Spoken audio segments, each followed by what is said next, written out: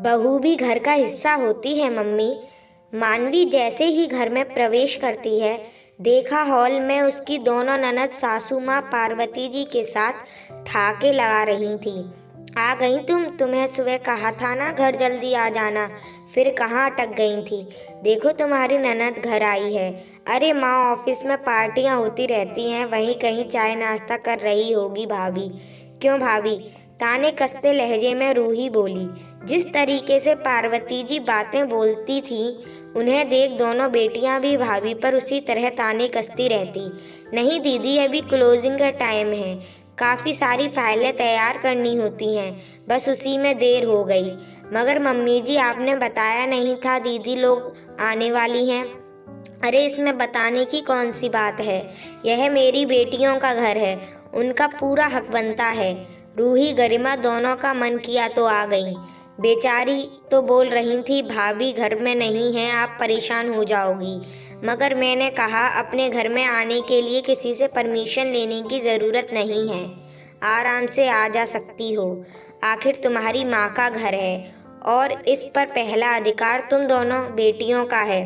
और तुम हर बार यह क्यों भूल जाती हो, मेरे सामने और मेरे बाद में इस घर की जिम्मेदारी तुम्हारी है। घर में बहन बेटियां या फिर कोई मेहमान आए, सब तुम्हें ही संभालना है। नौकरी करने की इजाज़त दी है, इसका मतलब यह नहीं है घर परिवार की जिम्मेदारियों से मुक्त कर दिया तुम्हें। अब जाओ, जाकर काम करो। जी मम्मी जी, बिल्कुल सही कहा, पहला अधिकार आप लोगों का ही है। अच्छा, मैं अभी चाय नाश्ते का इंतज़ाम करती हूँ। हाँ, सिर्फ चाय नाश्ते में नहीं टरकाना है, खाने की तैयारी करो। मुझे अच्छे से पता है तुम्हें इसमें भी तकलीफ होगी, मुझे भी रसोई में लगना पड़ेगा। रुको माँ, आपके आराम करने का समय है, घर में बहू आ गई है, कब तक यूं ही रसोई में काम करती रहोगी। रूही गरिमा दोनों एक साथ बोल पड़ी। कहती तो तुम ठीक हो, एक काम करो बहू, तुम सिर्फ कड़ी चावल मटर पनीर, सूखी सब्जी गोभी आलू, बच्चों को पनीर के पराठे, मेरे लिए रोटियां, मीठे में कुछ अच्छा सा और सलाद बनाना मत भूलना। अब मानवी क्या बोलती, यह तो हर बार ही होता है। सासू माँ को अच्छे से पता है कि ऑफिस में देर सवेर हो ही जाती है, फिर भी अकेलापन का बहाना बनाकर कभी अपनी बेटियों को, कभी अपनी ननद को, तो कभी पास रहती हैं अपनी सहेलियों को घर पर खाने के लिए आमंत्रित कर देती हैं। कभी कभी तो पहले से बता देती हैं, पर कभी कभी सरप्राइज विजिट के नाम पर बहू की परीक्षा लेती हैं कि अब अचानक बहू थकी हारी ऑफिस से आकर ससुराल की जिम्मेदारी उठा पाएगी कि नहीं। क्या करती, शादी को 9 महीने हुए हैं। एक बार मानवी की माँ ने उससे कहा था, सास जैसा कहे वैसा करना, उसकी हर बात मानना।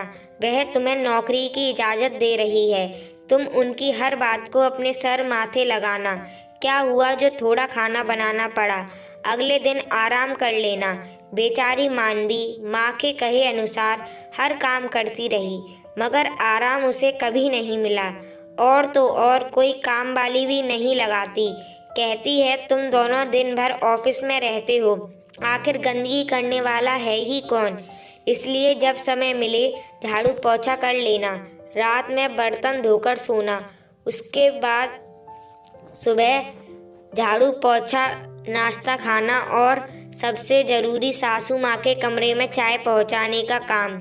नो आराम। सोचते हुए अपने कमरे में पहुंची तो देखा बच्चे टीवी पर वीडियो गेम खेल रहे थे। सारा कैमरा तहस नहस, तकिया चादर सब बिखरे पड़े थे। ड्रेसिंग टेबल के कांच पर बच्चों ने लिपस्टिक और नेल पेंट से पेंटिंग बना दी, जिसे देखकर उसे बहुत गुस्सा आया। मगर अभी ननद के बच्चों से कुछ भी कहा तो घर में महाभारत हो जाएगी। यही सोचकर चुपचाप कपड़े बदले, हाथ मुंह धोकर कपड़ा लेकर ड्रेसिंग टेबल का कांच साफ किया और रसोई में आकर चाय बनाने लगी। अच्छे से पता था कोई मदद के लिए आगे नहीं आने वाला।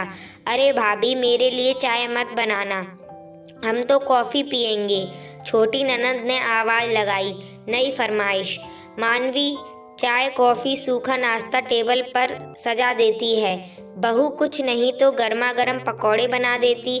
कौन सी ननद रोज रोज आकर तुम्हारा राशन खाती है।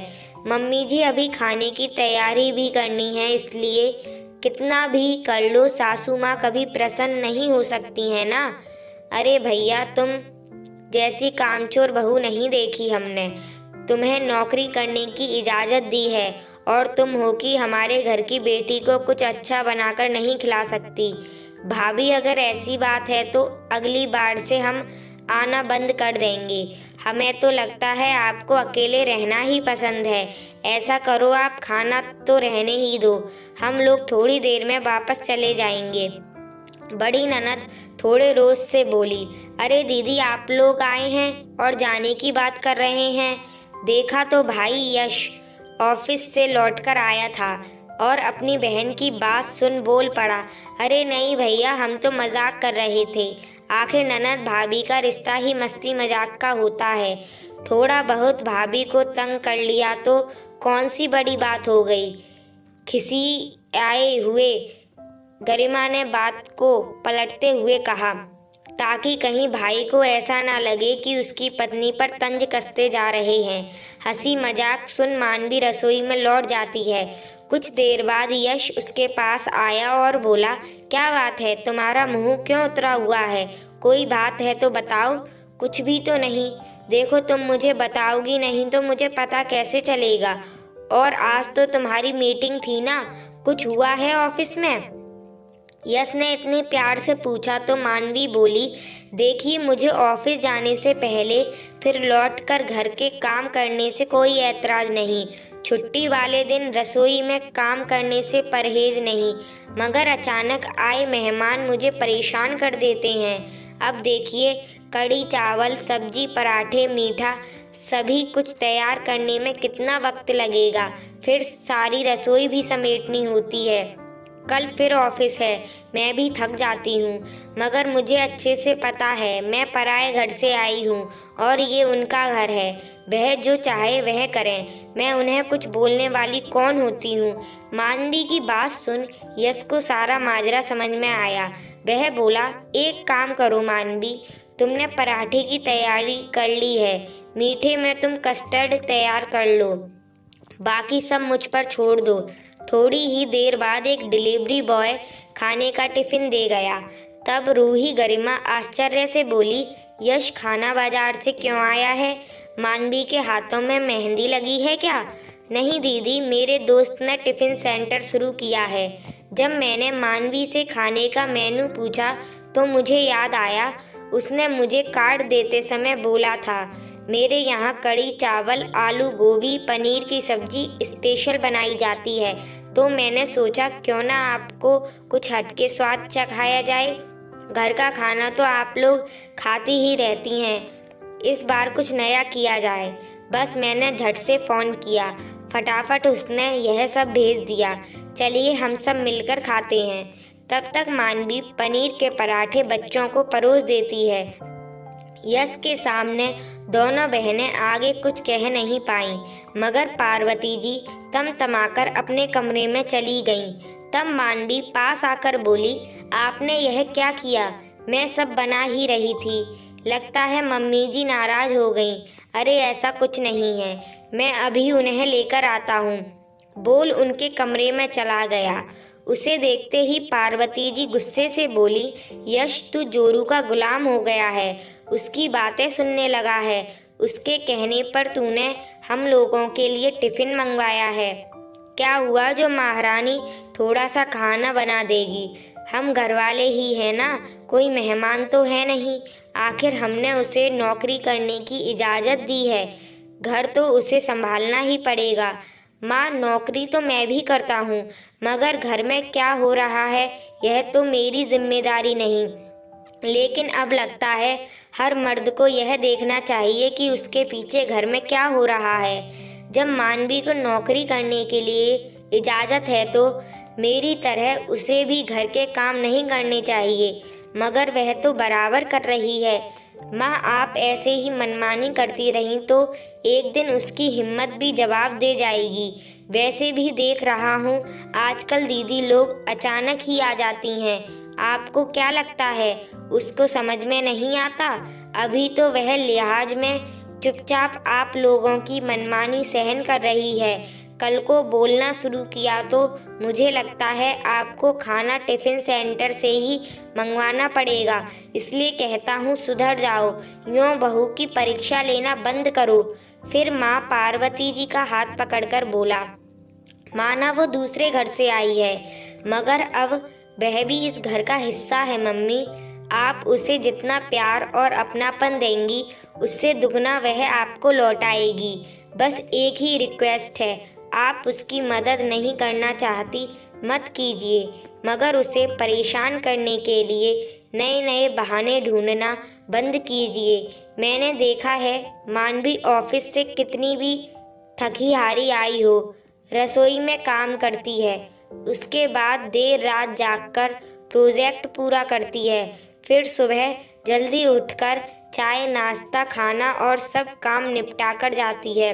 मम्मी वह कोई मशीन तो है नहीं जिसे दर्द तकलीफ थकावट नहीं होती। बहू भी आपकी बेटी की तरह इंसान ही है, ज़्यादा नहीं तो थोड़ा ख्याल आपको रखना ही होगा। सही कहा बेटा, मैं तो तुम सब भाई बहनों के लिए एक अच्छी माँ तो बन गई, मगर अपनी बहू के लिए अच्छी सास नहीं बन पाई। चलो अभी भी देर नहीं हुई है, जो भी गलती हुई उसका सुधार तो कर ही सकती हूँ। यह कोई मेरे आराम करने का समय नहीं है, बल्कि मुझ पर दोहरी जिम्मेदारी है, बहू को घर के तौर तरीके सिखाने की, साथ में उसका पूरा सहयोग भी करना है, जैसे मैं अपने बच्चों का करती हूँ। बोल पार्वती जी कमरे से बाहर आई, मानवी से बोली, सारा खाना टेबल पर लगा दो, हम सब मिलकर खाएंगे। और बेटा, कल से नाश्ता बनाने में मैं तुम्हारी मदद करूँगी, और सोच रही हूँ एक काम वाली रख लूँ ताकि तुम्हारी मदद हो सके। मेरे मिलनसार व्यवहार के कारण मेहमान कुछ ज़्यादा ही आते हैं। मुस्कुराकर बोली। सब मिलकर खाना खाने लगे। इधर मानवी सोच रही थी, देर आए दुरुस्त आए, कम से कम अपनी बात रखने से मुश्किल का हल तो मिल गया। दोस्तों, पति हो या सास, अपनी परेशानी खुलकर बताइए। हर बार चुप रहकर हर काम के लिए हाँ कर देना, अपनी क्षमता से ज़्यादा काम करना एक ना एक दिन आपको थका ही देगा। इससे बेहतर है साफ साफ बात कीजिए और खुश रहिए।